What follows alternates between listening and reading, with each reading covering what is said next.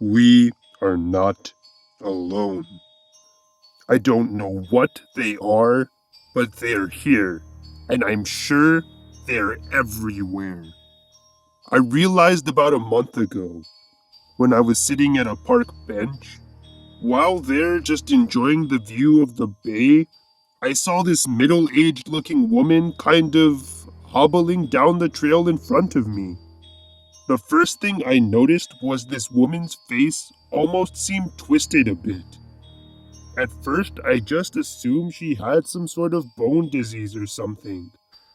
So I thought about offering her the bench I was sitting on so she could take a break. But talking to people always makes me nervous. Instead, I just tried to avoid eye contact. I still could see her out of the corner of my eye, and what she did next is just inexplicable. The woman pinched her chin and forehead skin, pulling them tightly away from each other, tightening her face. I swear she looked 30 at the latest now. Next, she twisted her legs like she was wringing out a towel, and suddenly her limping stopped.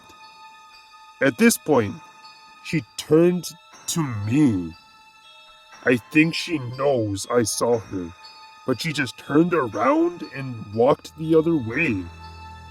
This is not the last I saw of these skin wearers. I've noticed these things 4 other times. All of them have been more subtle than the first. It just looks like someone pinching between their eyes, and then they quickly grab their chin, yank, and reset their face. The real problem is, all 4 of these things I saw seemed to be following me. One on my ride into work, one during a lunch break, another during my ride home from work, and finally, and strangely enough, at a restaurant I was at with my family 6 hours away. That brings us to today, when I finally saw one of the things' true face, and I'm terrified. It all happened because I was grocery shopping with my roommate, Sean. We were walking over to grab some milk when I noticed 2 of those things about 50 feet away pull their faces tight at the same time. This made me extremely uncomfortable, as I've never seen more than one of them, but I didn't want to cause a scene, so bit my tongue and kept walking. As Sean reached for a gallon of milk, someone grabbed his hand and started twisting out of nowhere. That's when I noticed it was the skin wearer thing. So I tried punching it to make it let go of Sean, but it seemed to not even notice my punches. If I can't punch it, I'll gouge its eyes out, I told myself, as I plunged as many fingers as I could into this thing's eye sockets and yanked. I flew back from the force as I looked down to notice its face, or the human one it was wearing at least, just sitting there in my hands. I should have just ran at this point, but I had to help Sean, no matter what.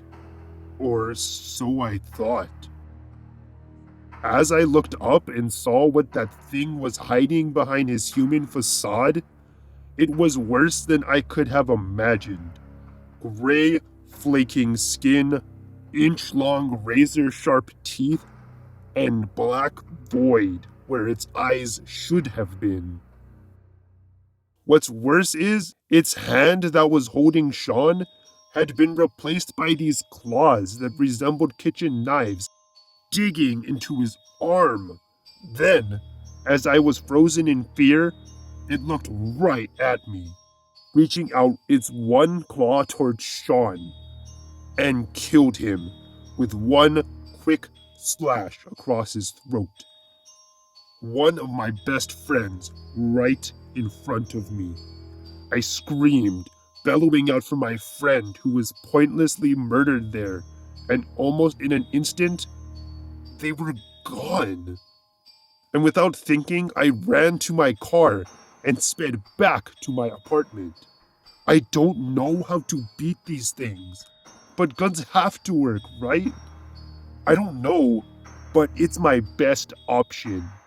I have my trusty hunting rifle and Glock loaded and ready.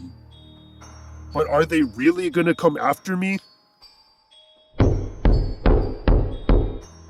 Oh, great. Someone's knocking at the door. I think it might be them. It's a good thing for peepholes.